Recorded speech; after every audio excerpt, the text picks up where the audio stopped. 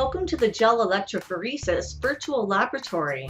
Have you ever wondered how scientists work with tiny molecules that they can't even see with the naked eye?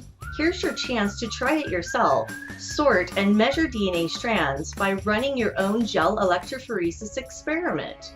You are holding a small plastic tube with some clear liquid in it. You've been told that the liquid contains DNA strands of several different lengths.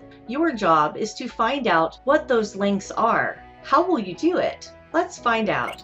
If the DNA strands were as big as your shoelaces, you could sort them by hand into groups and then measure them. But DNA strands are molecules so tiny that you can't see them even under most microscopes. Is there a way to sort and measure the DNA strands in your tube even though you can't see or touch them? There is. It's called gel electrophoresis. Scientists use gel electrophoresis whenever they need to sort DNA strands according to length. This technique is also useful for separating other types of molecules like proteins. How does this work? The gel is a filter that sorts the DNA strands. It's like a sponge made of jello with many small holes in it. We place DNA samples into the holes at one end of the gel.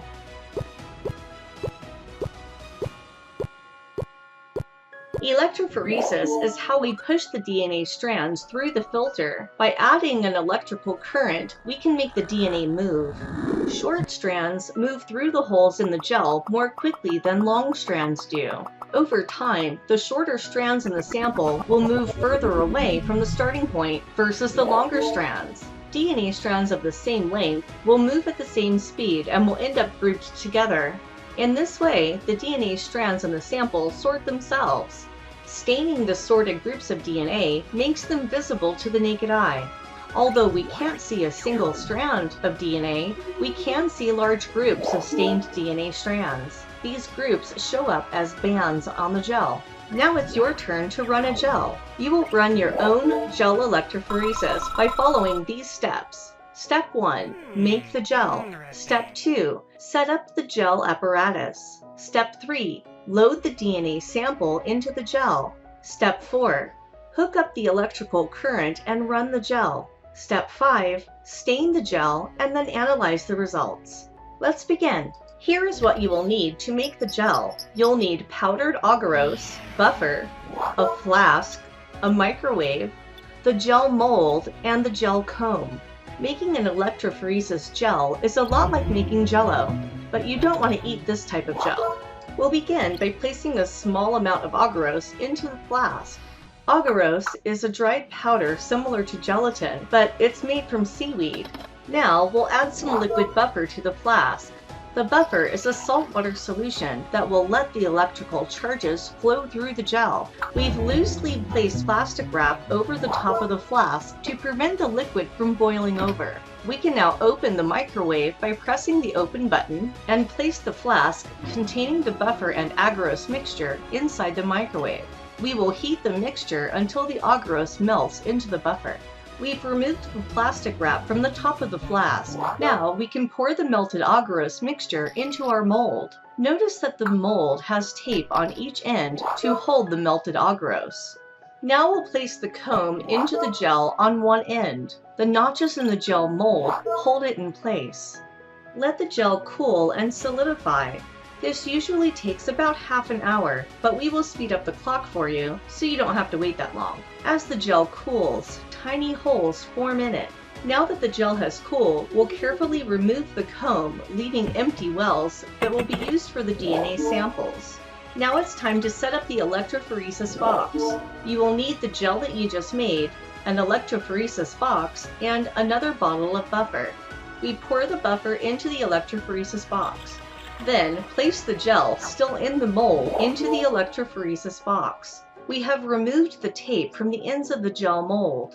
The gel should be just barely submerged in the buffer.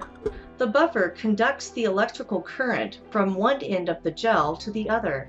It will also keep the gel from drying out during the experiment. You're ready to load the DNA sample into the gel. Here's what you'll need.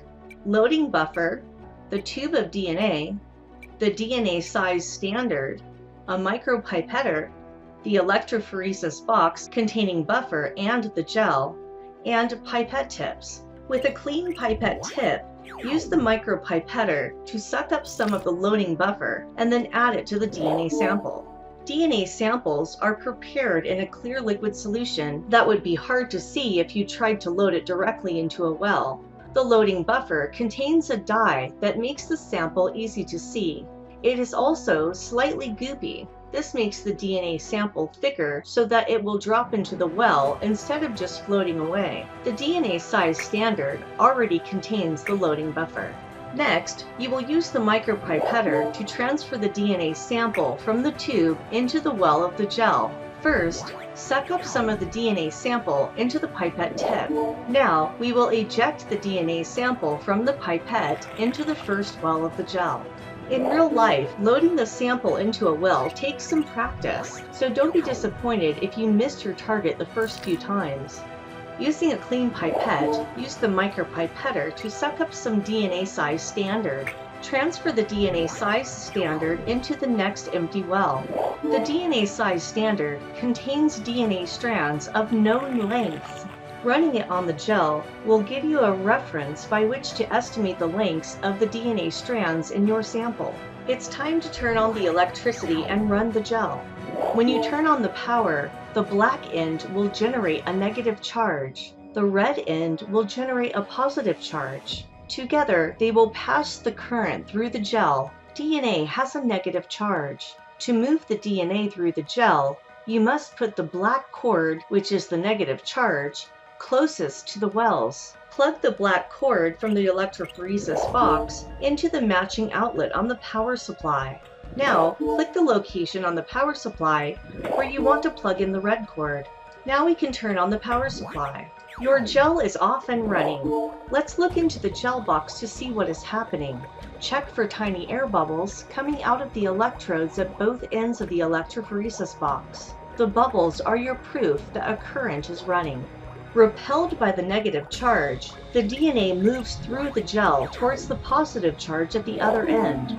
Short DNA strands move through the holes in the gel more quickly than long strands do. Over time, the shorter DNA strands will migrate further from the starting point. We can't actually see the migrating DNA bands, but we can see the blue dye from the loading buffer as it migrates. You have finished running your gel. We've taken the gel mold with the gel in it out of the electrophoresis box. The time has come for you to analyze your sample and estimate the length of DNA strands. First, you'll need to stain the DNA in your gel using a DNA staining solution. The stain is a chemical called ethidium bromide, which binds to DNA and shows up under a fluorescent light.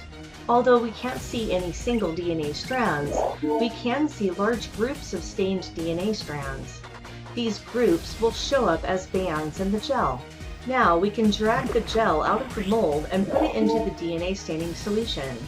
Because ethidium bromide binds to DNA, it can damage the DNA in your cells. If you stain a gel in real life, be sure to wear gloves and avoid direct contact with the staining solution. It takes about half an hour to stain the DNA in the gel. We'll speed up the clock for you so you won't have to wait that long. Once the staining is complete, we remove the gel from the staining solution and place it on a UV or ultraviolet light box. Now we can turn our UV box on. The ultraviolet light or UV light from the box can damage your eyes. If you do this in real life, be sure to wear protective goggles. Now you can determine the approximate lengths of the DNA strands in your sample. Compare the bands from the DNA sample with the bands of known length from the DNA size standard. Electrophoresis cannot tell us the exact DNA lengths of DNA strands, just a good estimate. So give it your best guess based on the DNA size standards. The first band in our DNA sample is just about the same as the band here in the DNA size standard, which we know is 6,000 base pairs. So we can estimate the size of this band to be 6,000 base pairs. This band in our DNA sample is between 3,000 and 4,000 base pairs. It seems to be not exactly halfway between them, but maybe slightly closer to 3,000. Remember, these are estimations, so they don't have to be exact. I'm going to estimate about 3,300 base pairs for this band in the sample. We have one more band in our sample that's just about halfway between 1,000 and 2,000 base pairs. I'm going to estimate that this is around 1,500 base pairs. Let's see how we did. All of our estimates are correct. The estimated length and base pairs of each band in your DNA sample is based on how they line up with the bands of the known length in the DNA size standard. The top band is approximately 6,000 base pairs. The second is approximately 3,500 base pairs, and the third is approximately 1,500 base pairs. Congratulations! You have just run your own DNA gel electrophoresis experiment. Now you are ready to answer the questions in your virtual laboratory write-up. Thank you for watching.